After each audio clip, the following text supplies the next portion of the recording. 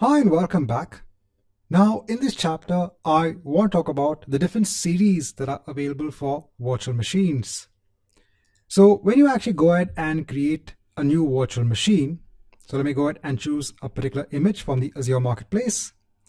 Now over here, there's something known as selecting the size for your virtual machine. So when you select the size for the virtual machine, there are different sizes available over here. Now based on the size, you can see the number of CPUs that are allocated, the amount of RAM, etc.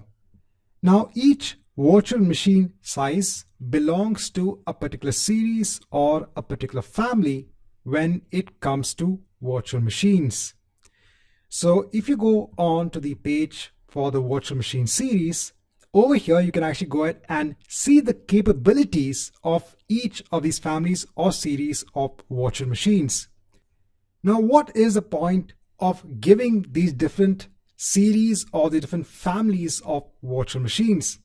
Well, each series gives you particular features, gives you different capabilities.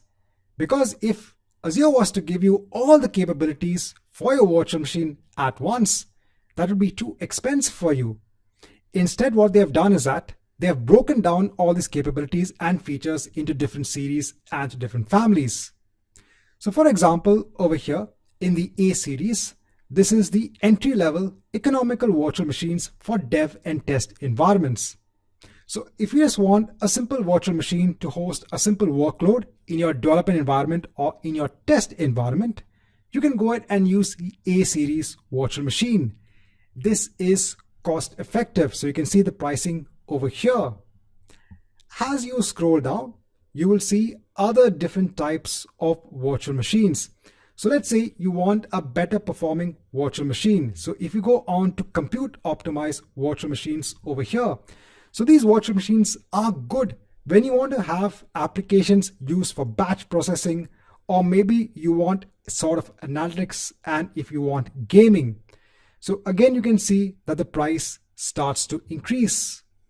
Or maybe you want something that is optimized for your databases. So let's say you want to host a production level database on that virtual machine. So you want the best when it comes to CPU, you want the best when it comes to memory, you want the best when it comes to input output capabilities.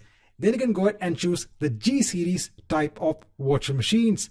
And here you can see that the cost is increasing. So if you want better performance, you have a different series.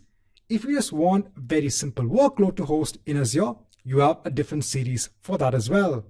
Right, so in this chapter, just want to let y'all know on this concept of series or families that you have for your virtual machines.